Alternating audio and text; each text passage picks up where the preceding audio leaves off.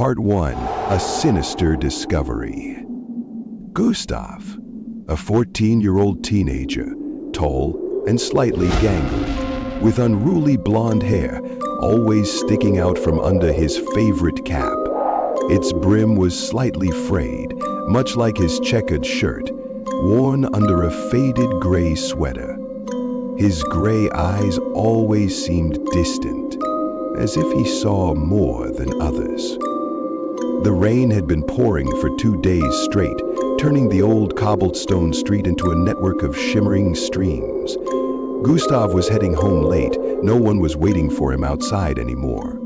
The streetlights struggled to pierce through the fog, their flickering light giving off an uneasy glow. He stopped when a silvery glint caught his eye in the water's flow. Crouching down, Gustav examined the object. A silver medallion lay there, its oval shape and intricate engravings giving it an otherworldly appearance. The moment his fingers touched the medallion, an icy, clammy fear crawled up his spine. Somewhere in the distance, a whisper echoed. The voice was so faint, it could have been mistaken for the wind, except it was far too clear. "Return it!" Gustav spun around sharply. The street was empty, only the rain kept falling, as if nothing had happened. Part 2. The Whispering Medallion. The next morning, Gustav woke with a strange heaviness in his chest. The medallion sat on his bedside table, glinting ominously in the pale morning light.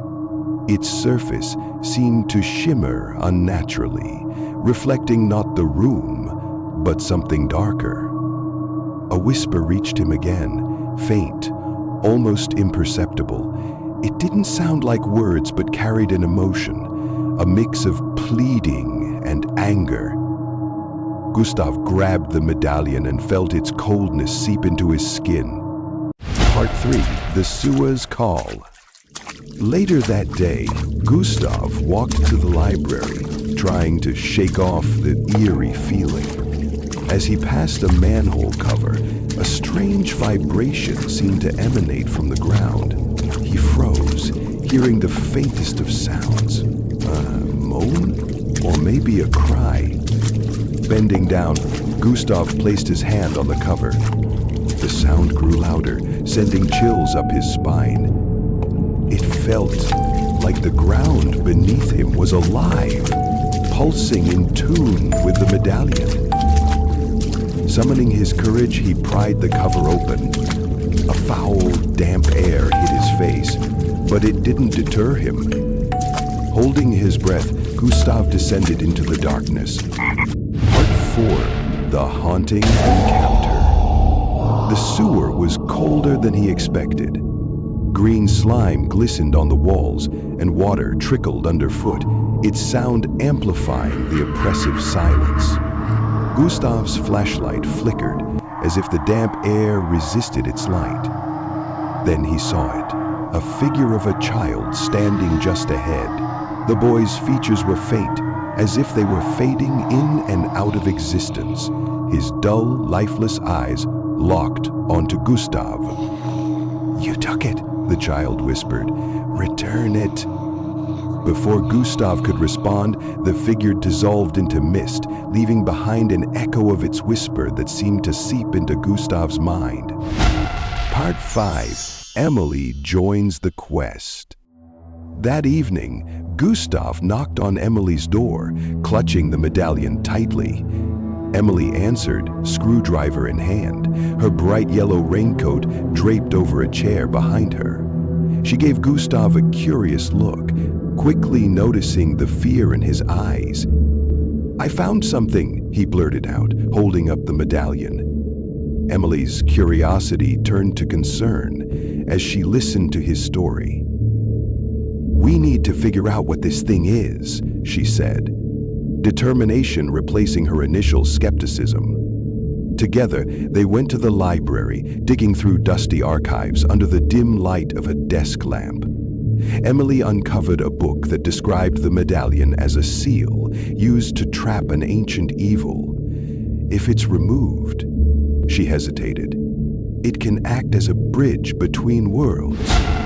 Part 6, The Rising Danger.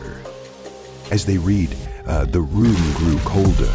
Books fell from shelves on their own, and shadows seemed to stretch unnaturally along the walls. Gustav could feel the medallion heating up in his pocket, as if it were reacting to the presence of something unseen. Emily froze, her finger pointing to a name in the book, a child who had disappeared decades ago. It was the same boy Gustav had seen in the sewer. "We need to destroy this thing," she said firmly. Part 7, The Ritual Begins. Gustav and Emily returned to the sewer, armed with a book of incantations and candles. The atmosphere was oppressive, the air heavy with an unnatural chill. The medallion's glow pulsed like a heartbeat, illuminating the tunnel in a ghostly light. Gustav set up the candles in a circle while Emily recited the incantation. Her voice wavered as shadows began to shift and form around them. Figures emerged, children with hollow eyes and pale, translucent skin. They moved closer, their hands outstretched, whispering in unison. Returning. Part 8, A Test of Courage. As the shadows closed in, Gustav realized the medallion fed on fear. Clutching it tightly, he shouted, "You don't scare me anymore!" His voice echoed, breaking the oppressive whispers. The medallion's glow intensified, its light pushing the shadows back. The figures screamed, their forms dissolving into mist. Emily finished the incantation, and the medallion cracked, its light extinguishing forever. Part 9, Freedom. Exhausted and trembling, Gustav and Emily climbed out of the sewer into the cool morning air. The first rays of sunlight painted the world in gold, washing away the darkness that had clung to them. "It's over," Gustav said, dropping the shattered pieces of the medallion into the gutter. Emily nodded, her chestnut hair catching the light as a small smile broke through her exhaustion. For the first time in days, the world felt normal again.